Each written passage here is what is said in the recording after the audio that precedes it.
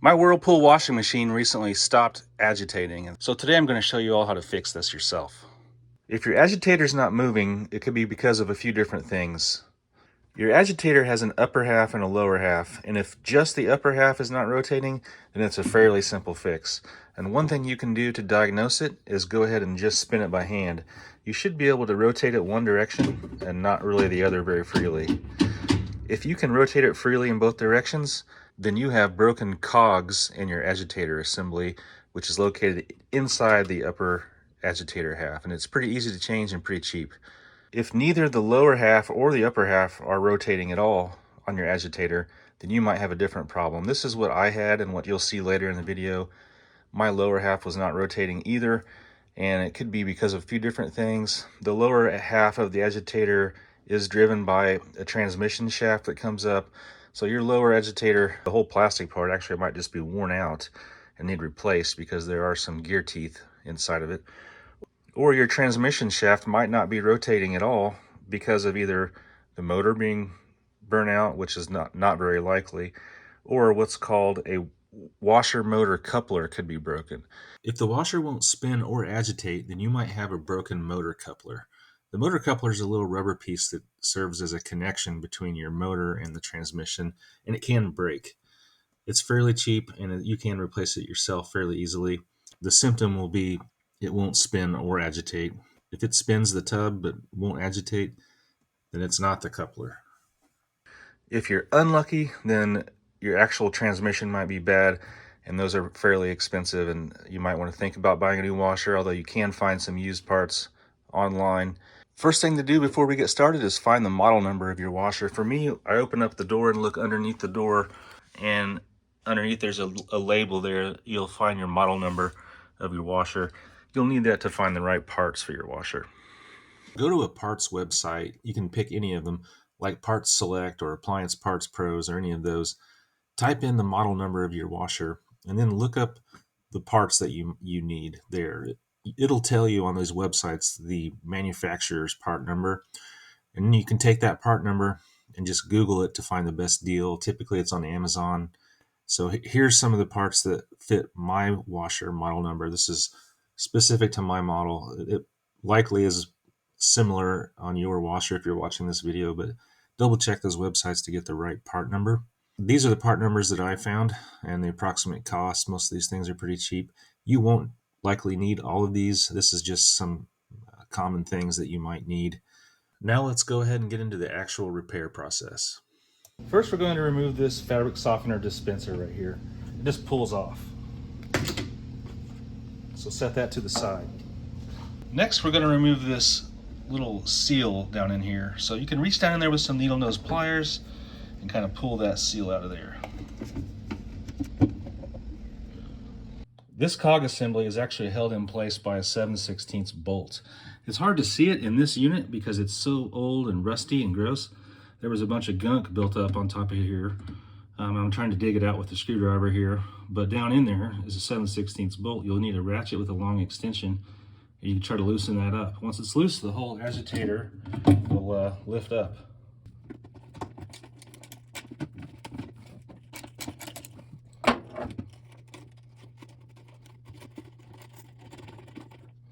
Now that that bolt's loose, the whole agitator will pull up and off. Now we can turn this upside down and dump out that cog assembly.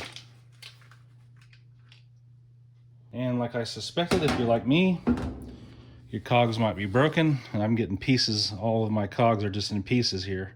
Clean up your old components that you removed and do an inspection on them. Chances are you'll find the problem. The first thing I noticed is the bolt that I had was all rusted out. It's supposed to have a little collar around it here. It's totally rusted and gone. There's little pieces of what was the collar.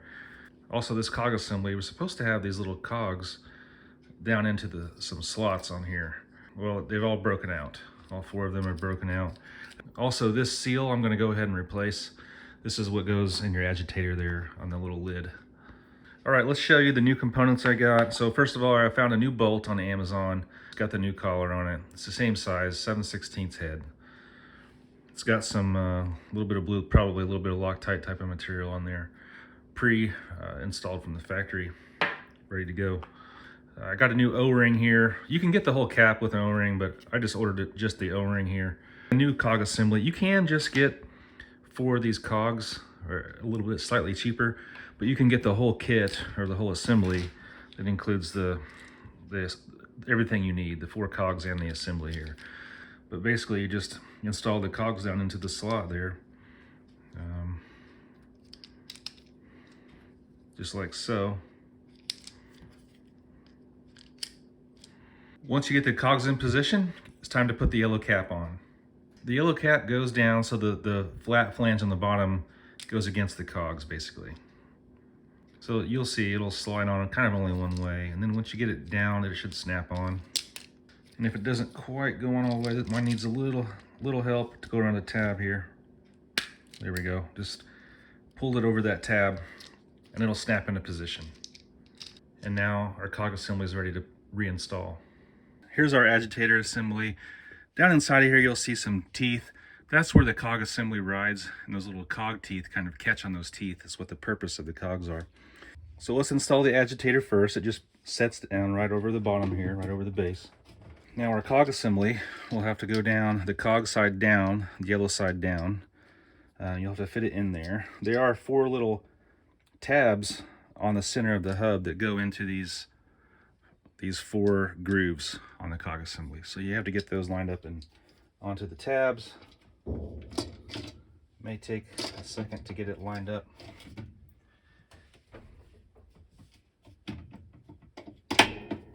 And press it into position. It will kind of snap down into position when it gets all the way down. So I'm going to go ahead and install my bolt now. Just reach down in there and get it set into position. And then I'll use my extension to get it started.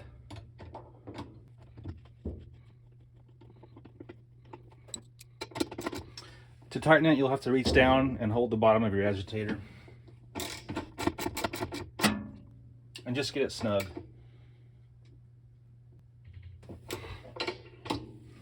So I've gone ahead and installed a new O-ring on this dispenser seal. Now you can go ahead and reach down in there and place it back into position.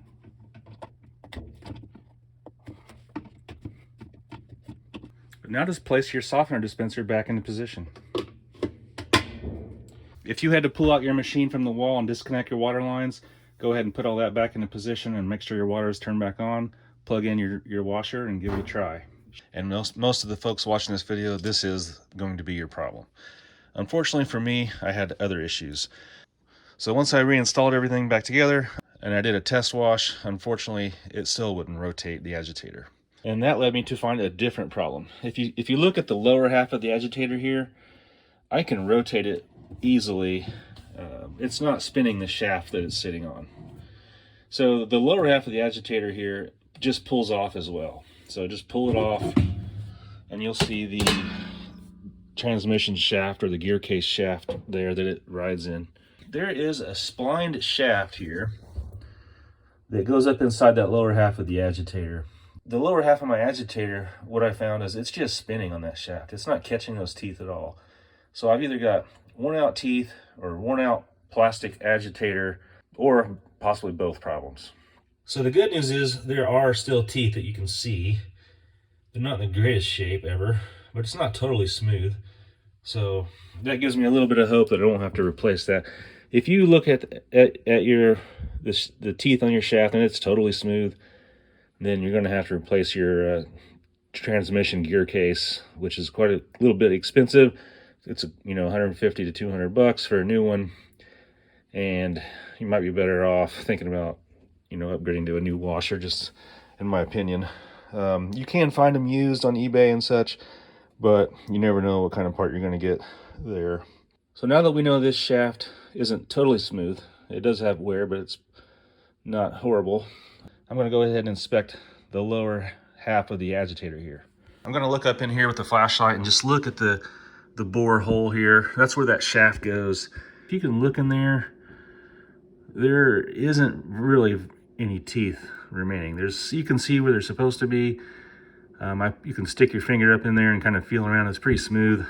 That tells me that this plastic assembly is totally worn out, stripped out, and that's why it's just not gripping on anything on that shaft. So when that shaft turns, there's nothing for it to turn really anymore.